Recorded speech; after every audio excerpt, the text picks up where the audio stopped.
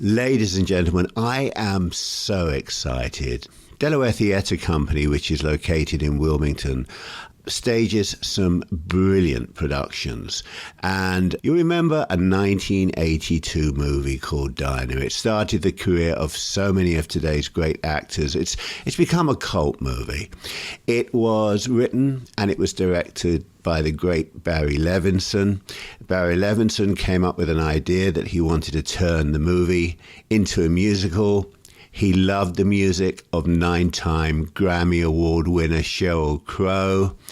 He got together with 3-time Tony Award winning director and choreographer Kathleen Marshall. And Marshall, Crow and Levinson have transformed the 1982 movie into a groundbreaking new musical evocation of burgeoning adulthood and friendship.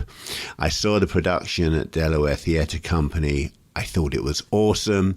So many of you have already seen the photos of me with my special guest who is joining me on Skype. Ladies and gentlemen, it is a privilege, it is an honor for me to be talking to my absolute favorite female singer. A conversation now between me and the one and only Sheryl Crow. Hi, Phillip. How are you? I'm fine. How are you? It's lovely to talk to you. It's nice to talk to you as well. When you were 8 years old, you wrote a letter to Gene Kelly after you saw him in the movie Brigadoon, and probably after hearing him sing Almost Like Being in Love, I would imagine. Have you ever considered doing a duet with him on that song? I'm sure you could get hold of the original studio recording. I would love to do that. That would be amazing. What a great idea. Well, I'm full of great ideas, but just remember, when you make a couple of million out of it, Phillip Silverstone. I was just going to say, I'll cut you in. Thank you, Sheryl. Thank you so much. So listen, you grew up with parents who played in a swing band, although I have to tell everyone that your dad's real job was a lawyer. And they played show correct. Tunes on the record player, and you enjoyed the great composers from Cole Porter to Burt Bacharach. So with Dinah, you're living the fantasy of writing songs for the type of shows young Sheryl adored. Is this a dream come true for you? Yeah, actually, it's funny. When I first got the call to do the music for this cult film, I mean, basically people in America know the film pretty well. It had a big cult following. My first question was, well, nothing really happened in the movie, so how do we address this? And it really grew from being the movie as it was into something completely, well, not completely different, but quite a lot different. And it's been a real joy, but also I got to write music from one of the periods that I love, which is the 50s, because the play is really set in the last 5 days of 1959. So if you go on Hot 100 and see what was being played back then, it was everything from late Chuck Berry to Bobby Vinton. It was pre-Beatles, but there was getting ready to be a really big shift to girl groups and Motown and that kind of thing. So it was a joy to write for Dinah. I loved it. I would think, Sheryl, that writing music for a show based on a cult movie for the writer and director of that movie, and subsequently for the musical production, would be the biggest challenge of your career. Yet you wrote 5 songs in one night. Was that nervous energy or pure inspiration from a script you totally loved? It was pure inspiration, and I'll tell you one of the reasons that happened was that I had been sitting with this script for 6 months and was just completely paralyzed, not knowing how to even begin. And Barry, who wrote the book or wrote the script, basically said, just read it, and just if anything inspires you, start writing some music for it. Well, that's not exactly how it works. Once I called the producers and said, look, can you give me an outline? I got the outline that day, and I was so ready and inspired that I wrote 5 songs in one night, and it was so much fun. And I've learned that writing on assignment is really one of my favorite things. It's something I love to do. Yeah, that's something that I absolutely detest, and I would, I would think for an artist who can just go out there and write through inspirational, thoughts and ideas and seeing things, that to be given a project like this must be really tough. I cannot imagine anyone writing 5 songs in one night. That makes you totally brilliant. So, well, I am totally brilliant. I won't argue with you. I know that. I have to personally thank you for all of the pleasure you've given me over your career. You are my number one. That's why you're on the show. You are my number one favorite female recording artist, and I have so much pleasure from you. Don't tell my wife. Oh my goodness! Don't tell my wife I said that. To me. So Barry. That is so nice. Barry Levinson was convinced you were the person to write the music for his film turned musical after hearing so many of your records, which I know included your song Leaving Las Vegas off of your album Tuesday Night Music Club. And in the song, you wrote, here's a couple of lines you wrote: such a muddy line between the things you want and the things you have to do. So I'm going to ask you, Sheryl, I would expect you no longer have that kind of muddy line in your life, because you no longer have to do anything artistically you don't want to do. Totally not true. No? Well, it's not artistically. It's what goes along after you've created the art that seems to be a part of the machine that I so do not enjoy and love. For instance, I released a record a couple of years ago, and they released it at the country format, and it requires that I go to every country station. And I spent more nights away from my kids than I will ever spend again in my entire life. And that's the kind of thing that you want the record to do well, but what goes along with that is that you have to promote it. And that was a hard one for me. Really, really hard.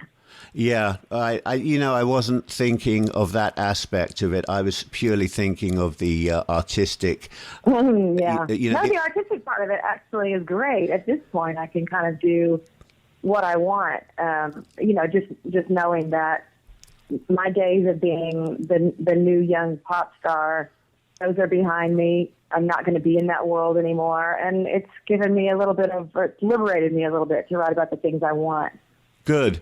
I was wondering when I was planning to talk to you, this is a very random, possibly obscure question, but I have these kind of thoughts that go through my mind. I was wondering whether your time as a backing singer to Michael Jackson in any way helped you mentally construct the way your songs would be performed in Dinah, because after all, Jackson's performances were more theatrical than most performers. Oh, yeah. His stage show was it was choreographed much like how you would stage a scene.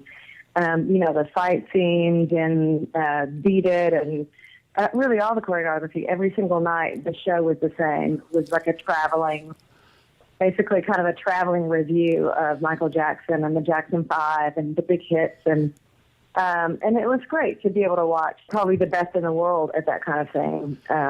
It was a great learning experience.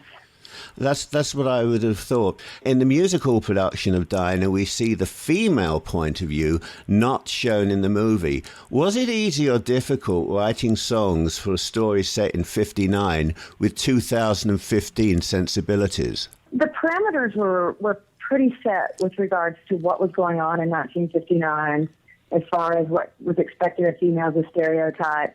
They became sort of representative of sort of the transition of women. For instance, the woman, Barb, who's working in a television station, finds herself pregnant, and she's actually making the decision as to whether she wants to get married or doesn't want to get married. Now, that's pretty forward thinking for the time, and so she's really kind of the metaphor for the new woman who's becoming more independent, more of a feminist. Whereas you have one of the stronger female characters getting married, and she's doing it because that's what you do. You get out of school, you marry the guy you've been going with forever, and that's just what you do. So it was great fun for me to get to work for those female characters using music to represent what was happening at the time. For instance, Barbara, who's representative of the new woman, I got to dip my toe a little bit into the 60s. And I really did some theft from took some liberties and wrote very much in the style of Burt Bacharach. And so it was great fun. And you're friendly with Ellen Barkin. She was in the original film, of course, as everyone knows, playing the role of Beth. And you wrote "Tear Down the House" in the musical as an anthem to Beth. Did you ever run it past Ellen for some feedback? I haven't, and I hope she comes. I actually saw Kevin Bacon the other night. It was also his first movie. Yes. And I ran into Steve Guttenberg, and it was also his first movie. And it's been really fun to talk to the people that originated those roles and kind of fill them in. So I hope they all come. I hope they're pleased with the way they're depicted. It is a little bit different, so I think they'll be able to appreciate the changes and the fact that no one's just doing their version of Kevin Bacon or their version of Steve Guttenberg. Writing music for a production set in the late 1950s, obviously, Sheryl, had you revisit music of people like Sinatra, Frankie Avalon, and doo-wop. Have you ever wondered, in a quiet shower moment, how well Sheryl Crow writing and performing in the 1950s would have done in the charts? Interesting. I think about Leslie Gore, who was only 18 when she came out. I don't know that, having been born in Missouri, that it would have ever occurred to me that I could get myself all the way out to California to get a record deal and do what those women were doing. I was raised so far from that and in such a small town. Nowadays, everything is so connected, and the East Coast doesn't feel that far from the West Coast now, and it's just, we travel a lot more. I think it's not that out of the realm of possibility, not to mention with the internet, you can get your music heard the second you make it. Yeah. So I don't know if I would have made it. I don't know if I would have had. Oh, I think you would have. I think you would have done. You would have been the pin-up singer of the day easily, and I think you. Dusty Springfield wouldn't have had a shot when she came on the scene. I know that. Do you have? This is a personal question, but. A personal question about tomorrow night. We're recording this, ladies and gentlemen, the day before we're going to the opening of this. And I say we, I'm going to be there, of course. They wouldn't have the performance without me there.